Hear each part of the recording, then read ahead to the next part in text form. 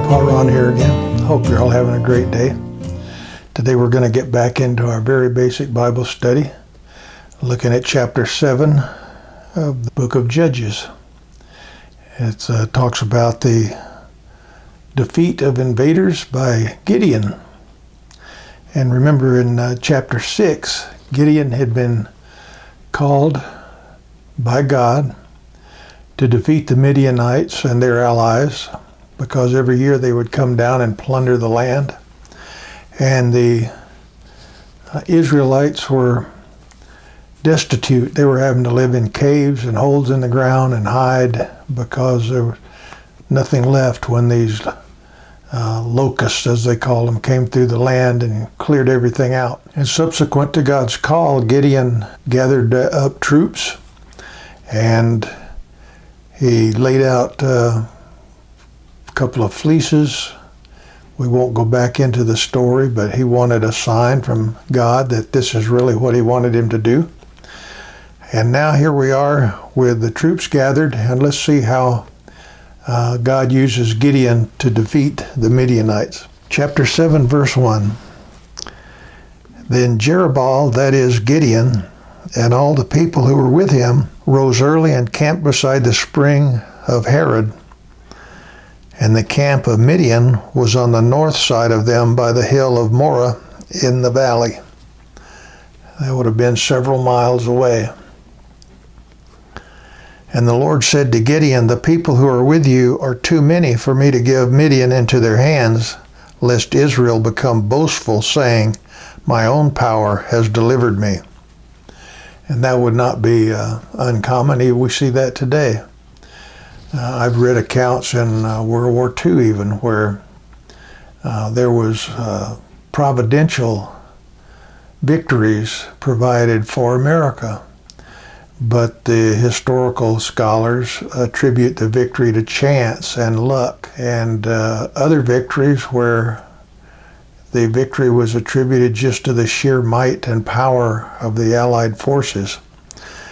But God doesn't want to share his glory with anyone, and he's going to arrange so that this can only be attributed to him. The people have to trust in God himself. Verse 3, now therefore, come, proclaim in the hearing of the people, saying, whoever is afraid and trembling, let him return and depart from Mount Gilead. So 22,000 people returned, but 10,000 remained. So Gideon had gathered quite an army there, 32,000. But it's estimated that the Midianites and their allies numbered over 100,000, maybe 140, 150,000. But God said, this is still too many. That had to be frustrating to Gideon and test his faith. Verse 4, then the Lord said to Gideon, the people are still too many. Bring them down to the water, and I will test them for you there. Therefore it shall be that of whom I say to you, this one shall go with you, he shall go with you. But every one of whom I say to you, this one shall not go with you, he shall not go with you. So he's going to give them a little test here to see who stays and who goes. So he brought the people down to the water, and the Lord said to Gideon, you shall separate everyone who laps the water with his tongue as a dog laps, as well as everyone who kneels to drink. So there's going to be some kind of a test here involving how they drink water. In those days, if the Israelites were traveling in a hurry, there was a practice where they would bend down just far enough to get their hand to the water and then bring the water up to their face quickly and drink without spilling very much or any. And so some of them are going to use that technique. We're not quite sure how all this occurs, but I guess it's one of those swings where you had to be there, you know. Now the number of those who lapped, putting their hand to their mouth, was 300 men, but all the rest of the people kneeled to drink water. So we have 300 left is all. This clearly is going to be something that brings glory to God himself, because this number is pitiful in man's standards. And the Lord said to Gideon, I will deliver you with the 300 men who lapped, and will give the Midianites into your hands. So let all the other people go, each man to his home. I think we're going to see in the next verse that Gideon is still apprehensive, and God senses that. So he's going to encourage Gideon even further. And so the 300 men took the people's provisions and their trumpets into their hands, and Gideon sent all the other men of Israel each to his tent. But he retained the 300 men, and the camp of Midian was below him in the valley. Now when it says trumpets here, these were usually animal horns. You've seen the old powder horn, it came to a point. Well, these trumpets were like that, except you just blew into them. And usually they made a real shrill sound, from what I understand. Now the same night it came about, the Lord said to him, Arise, go down against the camp, for I have given it into your hands. But if you are afraid to go down, go with Purah your servant down to the camp. So he's going to arrange for some encouragement here. And you will hear what they say. And afterward your hands will be strengthened, that you may go down against the camp. So he went with Purah his servant down to the outpost of the army that was in the camp. Now the Midianites and the Amalekites and all the sons of the east were lying in the valley, as numerous as locusts, and their camels were without number, as numerous as the sand on the seashore. Of course, this is an exaggeration to enhance the point that there were many, many of them. When Gideon came, behold, a man was relating a dream to his friend, and he said, Behold, I had a dream. A loaf of barley bread was tumbling into the camp of Midian, and it came to the tent and struck it so that it fell, and it turned it upside down so that the tent lay flat. Barley bread was a kind of bread that poor people would eat, and that's what the Israelites had been relegated to. So the barley bread clearly is a symbol of the Israelites. And his friend answered and said, This is nothing less than the sword of Gideon, the son of Joash, a man of Israel. God has given Midian and all the camp into his hand. So this person recognized the dream immediately. And it came about when Gideon heard the account of the dream and its interpretation that he bowed in worship. He returned to the camp of Israel and said, Arise, for the Lord has given the camp of Midian into your hands. So Gideon recognized that this was actually going to happen, and God was at work. Clearly, these 300 men that stayed, they didn't complain about all the others going home. They didn't complain about being few in number. So we can see that they're trusting the Lord already. But this is even further encouragement to Gideon. Verse 16, And he divided the 300 men into 3 companies, and he put trumpets and empty pitchers into their hands of all of them, with torches inside the pitchers. So you get this picture in your mind of they have a torch, and then they put a ceramic pitcher over the top of the torch to hide it.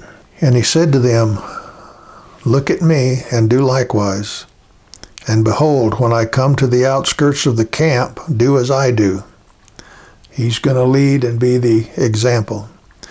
When I and all who are with me blow the trumpet, then you will also blow the trumpets all around the camp, and say, For the Lord and for Gideon. So here's the plan, pretty simplistic actually. So Gideon and the 100 men who were with him came to the outskirts of the camp at the beginning of the middle watch, when they had just posted the watch, and they blew the trumpets and smashed the pitchers that were in their hands. Middle watch would have been the 10 p.m. to 2 a.m. watch probably. The campfires were probably died down, and so when these pitchers are broken and these flaming torches are revealed, it was probably pretty dramatic. And at night, if you look into a light, you're temporarily blinded. you know. And since they had no light of their own in the camp, this was probably pretty impressive and disorienting. When the 3 companies blew the trumpets and broke the pitchers, they held the torches in their left hands and the trumpets in their right hand for blowing, and cried, "A sword for the Lord and for Gideon." Everything's going according to plan. And each stood in his place around the camp, and all the army ran, crying out as they fled. So they didn't rush down off of the hills or anything. They just stood there blowing these trumpets, yelling, and holding the torches up. And when they blew 300 trumpets, the Lord set the sword of one against another, even throughout the whole army. And the army fled as far as Bethshittah toward Zererah, as far as the edge of Abel Meholah by Tabbath. So these troops are in total disarray because they have been gathered from a lot of tribes and a lot of different countries. They don't know each other. They may have confused the people getting off watch as invaders, but at any rate, they're totally disoriented. They start fighting one another. Again, the Israelites haven't delivered a blow. They're just blowing trumpets and yelling. And the men of Israel were summoned from Naphtali and Asher and all Manasseh, and they pursued Midian. So the people that had been released, that weren't participating in this initial encounter, once this army is disoriented and starts to run, trying to escape, then messengers are sent out to call them back to help in the fray. And Gideon sent messengers throughout all the hill country of Ephraim, saying, "Come down against Midian, and take the waters before them as far as Beth-barah and the Jordan." So all the men of Ephraim were summoned, and they took the waters as far as Beth-barah and the Jordan. So they're cutting off the fords and ways to get across the river to trap the fleeing army. Verse 25, "And they captured the 2 leaders of Midian, Oreb and Zeb, and they killed Oreb at the rock of Oreb, and they killed Zeb at the winepress of Zeb while they pursued Midian. And they brought the heads of Oreb and Zeb to Gideon from across the Jordan." So a tremendous rout and tremendous victory for God. There's no way that the Israelites could claim that they did this. This was in God's hand, and he was able to defeat this enemy. It's interesting to see how God's plan works out so many times, and we fail to give him the credit. But in this case, there's no possible way they could have not given God the credit. 300 men against over 100,000 of the enemy and the circumstances. And to me, it's amazing to reiterate that these 300 Israelites didn't deliver a blow in this initial encounter. It was just noise and lights. But you can imagine these troops waking up out of a sleep, being, you know how when you first wake up you're fuzzy, and they hear the loud noises, see the lights. You can imagine the chaos that filled the camps of the Midianites. Anyway, a great victory. And a lesson for us. If we'll obey the Lord, he will provide the victory for us. If we try to do things on our own strength, we're usually doomed to failure or mediocre results at best. Anyway, I hope this has been meaningful to you and you've enjoyed it.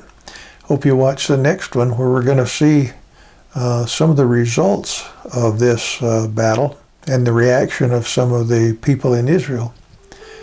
In the meantime, God bless. Bye-bye.